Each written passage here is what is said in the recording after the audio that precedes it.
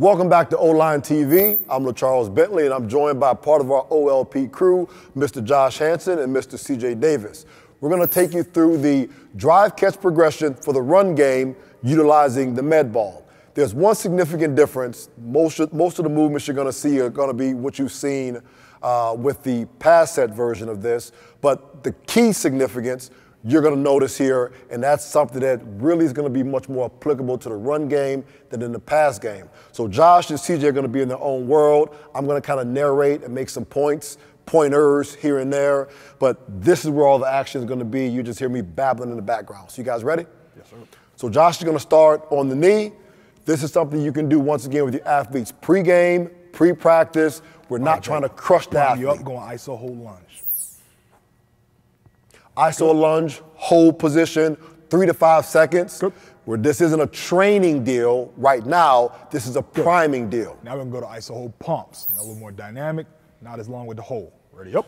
If you notice what CJ just said, a little bit more dynamic. We want to get the athlete primed to start driving force through the ground. Good, that's good, good and solid. All right, now we're going to warm up that glute med, that buttocks. So here we go. CJ said it. Glute med, buttocks, or more so the lateral lines.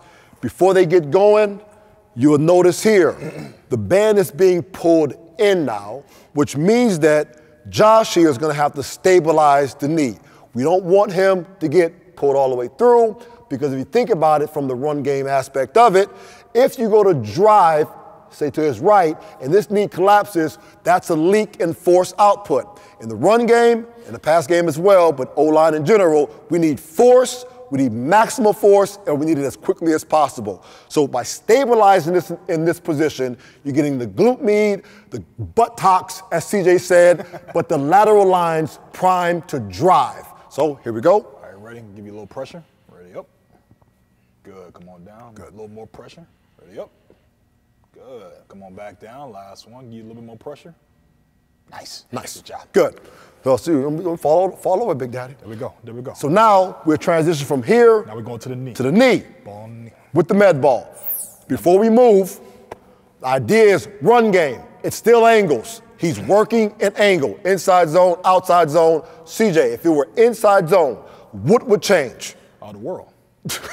Nah, just the angle. Just the angle. Just the angle. That's it. If it's outside zone, what changes? Just the angle.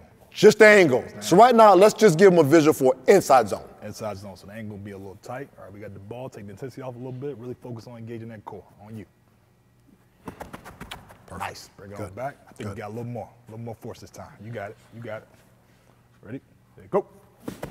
There she go. There she go. Now you can see why it was so important to get the lateral line, the glute med, the buttocks a little bit more prime. We're going to give you a quick visual. Go ahead, back down. If, once again, there were a leak here, so if Josh were to begin driving and there were a collapse, number one, force output goes down. Number two, injury risk goes up. Number three, it dramatically changes your angle.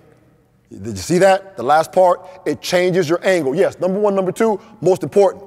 But at the same time, in terms of what we're going to see on the field, if you avoid injury, is your angle is always going to be off. What ends up happening is this internal rotation redirects the hips. So now, as CJ is saying, if we're now an inside zone, we want a little bit tighter target, and we got this force leak here, it sets us off of our path. So that could be something your players are struggling with in the run game and not really be understanding why. This might be the connecting link. So here we go, CJ, you got it. Last one on this ball. I'm going to go to a knee. Ready? Say, go. Perfect. Good. Get the ball out of there. Now we're going to test them. All right, now we prime. Now we ready to go. Same thing. Focus on the same thing. A little more intensity this time. Ready? Say, go. Perfect. There she go. Perfect. There she go. Perfect. Last one. Let's just go to a stance now. Let's go to a stance. Let's go to a stance. Last one. Nice and clean. Say, go. Good. Now you just got the idea of the drive-catch progression, utilizing the med ball with the whole idea from teaching your athletes to drive force through the ground. Hopefully this helps you. This is a little bit more detailed versus what we did with the pass game, because the run game is something I think that as coaches and athletes, we just, it'll take care of itself.